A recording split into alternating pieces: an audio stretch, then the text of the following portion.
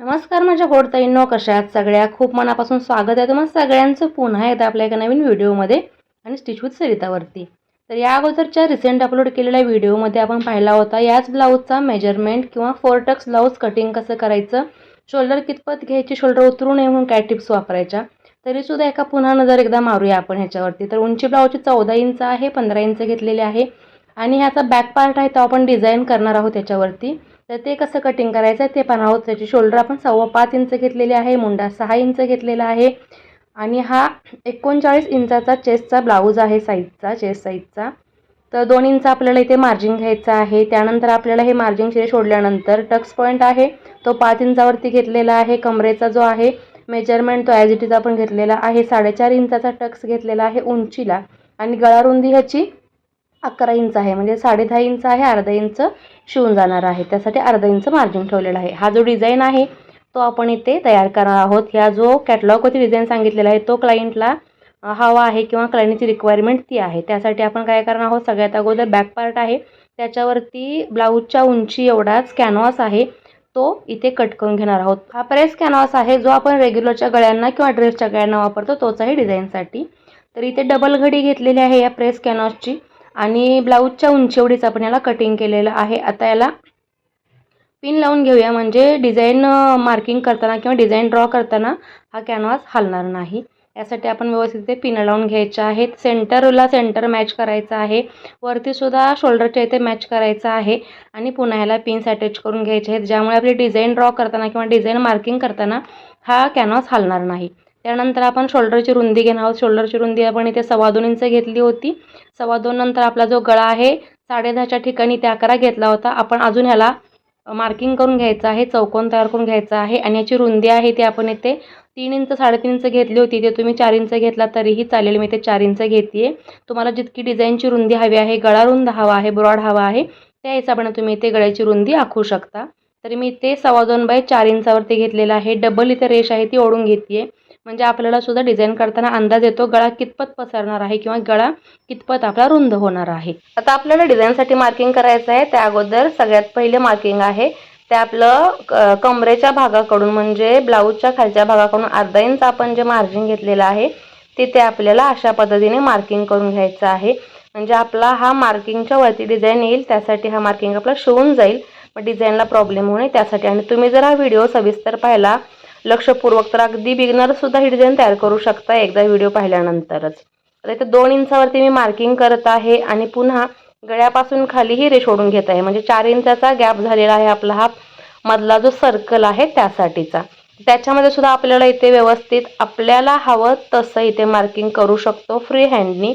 आता इथे आपण हा सर्कल आहे तो काढून घ्यायचा आहे. त्यासाठीचा खालचा अर्धगोल आहे तो काढायचा आहे आणि वरचा हा अर्धगोल, कारण साईडच्या सर्कलवरती आपले जे हे पॅच आहेत डिझाईनचे ते आलेले आहेत.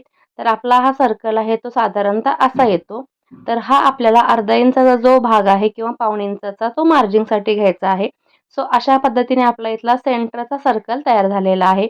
आता वेळ येते ती पुढच्या ज्या पाकळ्या आहेत किंवा साईडच्या कोयऱ्या आहेत त्यांची. तर मी इथे 9 इंचावरती एक मार्किंग करून घेते. शोल्डरपासून खाली 9 इंचावरती मार्किंग करायचं आहे आणि अशा पद्धतीने जसं फोटो दाखवलेला आहे बघा, फोटोसुद्धा मी माझ्या साईडला ठेवलेला आहे, जेणेकरून आपल्याला डिझाईन करताना शेप्स वगैरे व्यवस्थित परफेक्ट यावे त्यासाठी. तर तुम्ही सुद्धा हा ट्राय व्हिडिओमध्ये पाहून किंवा डिझाईन पाहून करू शकता, कारण ट्राय केला तरच तुम्हाला ती गोष्ट जमेल. पहिल्यांदा नाही जमली तर दुसऱ्यांदा नक्कीच जमेल, दुसऱ्यांदाही नाही जमली तर प्रॅक्टिसने तुम्ही सुद्धा परफेक्ट होऊ शकता.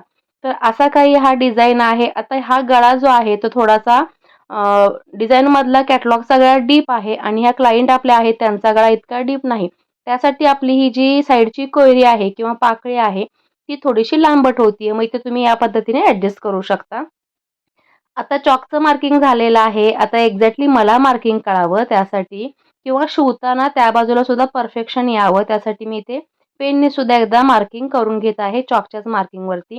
म्हणजे आपल्याला कुठे करेक्शन करायचं असेल, कुठे आपल्याला थोडासा इकडे तिकडे सुतभर जरी मार्किंग हलवायचं असेल तर तुम्ही इथे पेननी प्रॉपर हे मार्किंग फायनली करून घेऊ शकता, ज्यामुळे तुम्हाला शिवताना याचा अंदाज येतो आणि दुसऱ्या साईडने सुद्धा हा परफेक्ट मार्किंग होऊ शकतो. इथे बघा सर्कलच्या इथे ही जी पाकळी आहे ती मी इथे 2 वेळा ॲडजस्ट केली होती, जेणेकरून आपल्याला कटिंग करायच्या अगोदर जितकी ॲडजस्टमेंट आहेत ती आपल्याला इथे करायची आहे. कारण कॅटलॉगमध्ये दाखवलेली डिझाईन किंवा डिझायनर ब्लाऊज असतात त्यांची डिझाईन आपल्या ॲज इट इज कस्टमरना आपण देऊ शकत नाही. कधी-कधी त्यांचे गळे डीप असतात, कधी वरती असतात म्हणजे छोटे गळे असतात. कारण प्रत्येकजण डीप गळे घालतात असं काही नाही.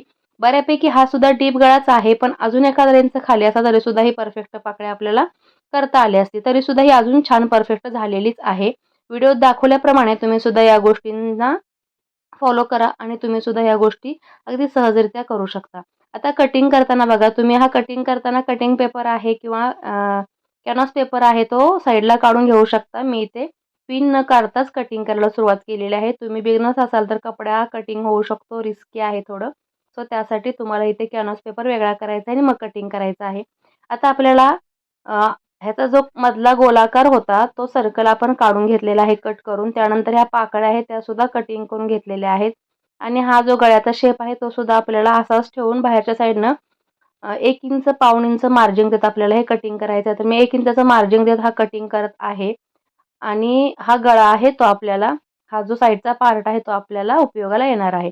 आता हे झालं कॅनव्हास कटिंग. कॅनव्हास कटिंग झाल्यानंतर हे जे कॅनव्हास कटिंगचे सर्कल आणि ह्या ज्या कोयऱ्या आहेत त्या आपल्याला वेगळ्या कॅनव्हासवरती काढून घ्यायच्या आहेत.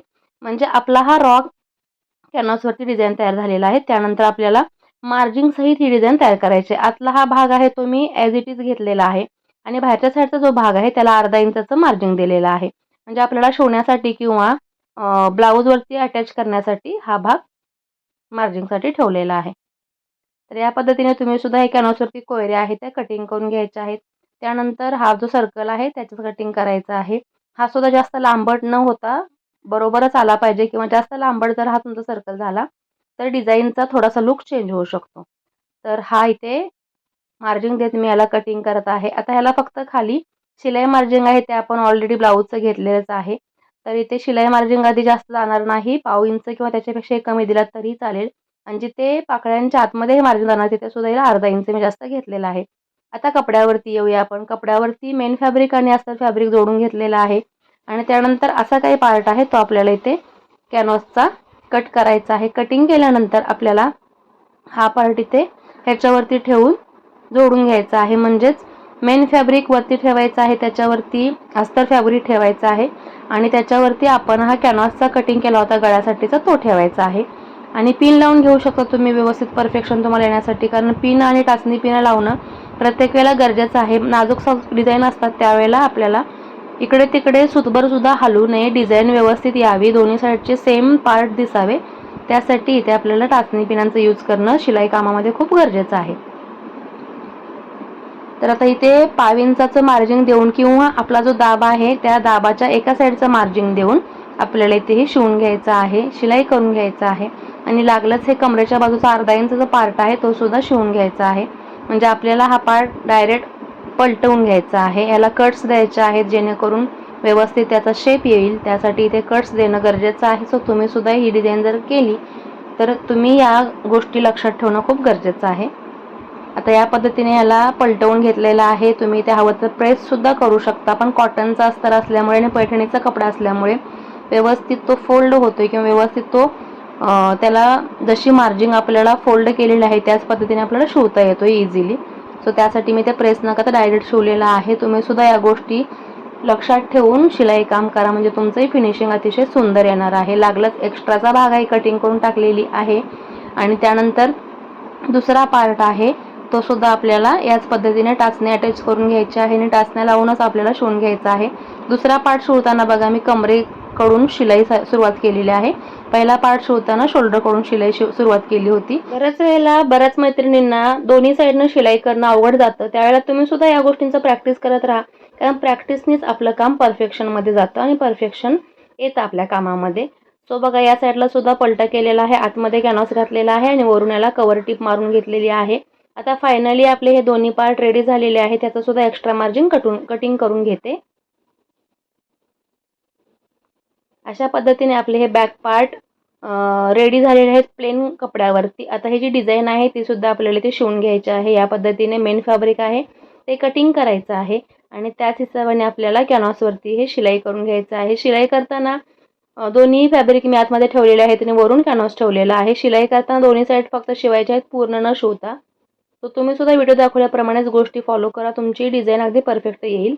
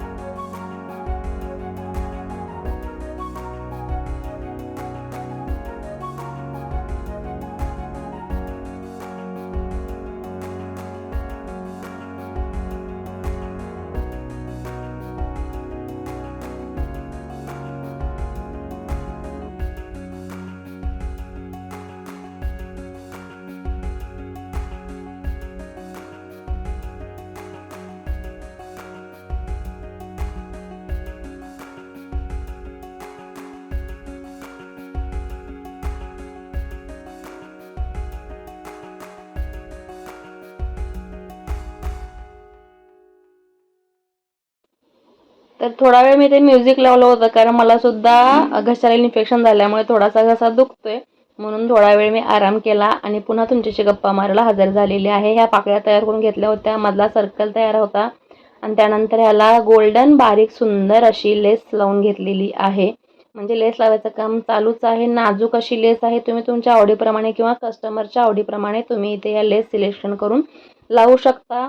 गोल्डन कलरची लेस आहे, जी आपल्या पैठणीवरती मॅच होतीये. खालच्या साईडने मी 3 साईड फेर दिलेले आहेत, लेयर्स दिलेले आहेत आणि वरच्या साईडने सिंगल किंवा डबल तुम्ही लेयर्स इथे देऊ शकता.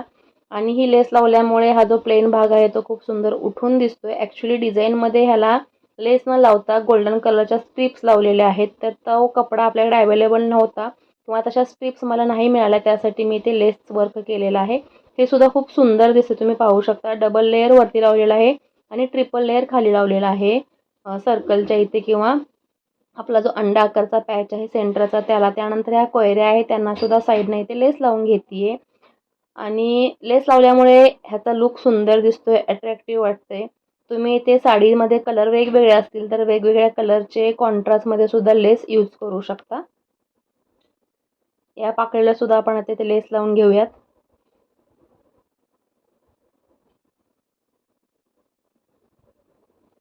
आता दोन्हीही पाकळ्या आपल्या तयार आहेत आणि आपण जे कॅनव्हासवरती सुरुवातीला कटिंग केलेले पॅच होते डिझाईनचे, तितकेच आपल्याला हवे आहे, तर ते सुद्धा मी ते ठेवले होते सांभाळून. डिझाईन होईपर्यंत आपल्याला कटिंग अजिबात कुठेही फेकून द्यायचं नाही. त्यानंतर इथे आपल्याला हे ॲडजस्टमेंट करायचे आहे आणि जशी डिझाईन आपण कट केली होती, जेवढ्या वरून उंचीवरून आपण मार्किंग केलं होतं, शोल्डरपासून 9 इंचावरती आपण मार्किंग केलं होतं, तर इकडे तिकडे अर्धा इंच पाव इंच हललं तरीही चालेल, जास्त हलवून देऊ नका, कारण डिझाईन त्यामुळे आपली व्यवस्थित सेट होणार नाही. सो जे आपण मार्किंग केलेलं आहे, जो आपण कटिंग केलेला आहे, तो पॅच व्यवस्थित सेट करून इथे अटॅच करा. त्यानंतर इथे बघा हा पॅच किंवा ही कोयरी अटॅच केल्यानंतर टक्स मारून घेतलेले आहे, कमरेला लागलीच मी.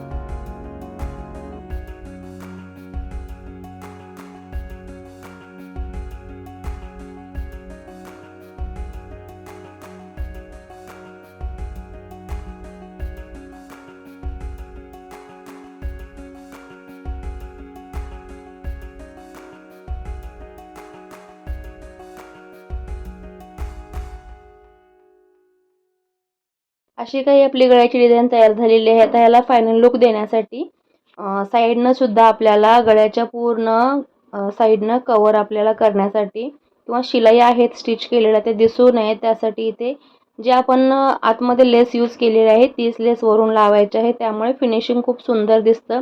लेस अटॅच करताना लागलीच मी ती दोरीसुद्धा अटॅच केलेली आहे, म्हणजे पुन्हा त्याला वेगळं अटॅचमेंट देण्याची गरज लागत नाही. 2.5 इंचावरती 3 इंचावरती जे काही तुमचं मार्किंग असेल, तुमची जी काही पद्धत असेल दोरी अटॅच करण्याची ती तुम्ही इथे करू शकता.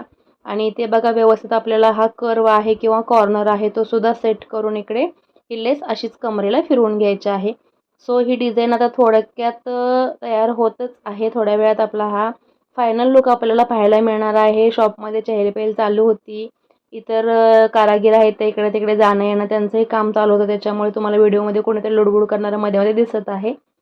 आणि आता बघा एका साईडनं लेस लावून झाल्यानंतर दुसऱ्या साईडची लेससुद्धा इथे मी कमरेपासून स्टार्ट करते. म्हणजे शिलाई काम करताना या अगोदर मी तुम्हाला सांगितलं तसं कोणत्याही साईडनं आपल्याला जर शिलाई करावी लागली किंवा कोणत्याही साईडनं कपडा फिरवावा लागला तर अजिबात आपल्याला प्रॉब्लेम होऊ नये. डावा उजवा उलटा सुलटा वर खाली सगळ्या साईडने आपल्याला सवय असावी कपडा फिरवण्याची आणि त्याच्यावरून टीप मारण्याची किंवा तो शिलाई करण्याची.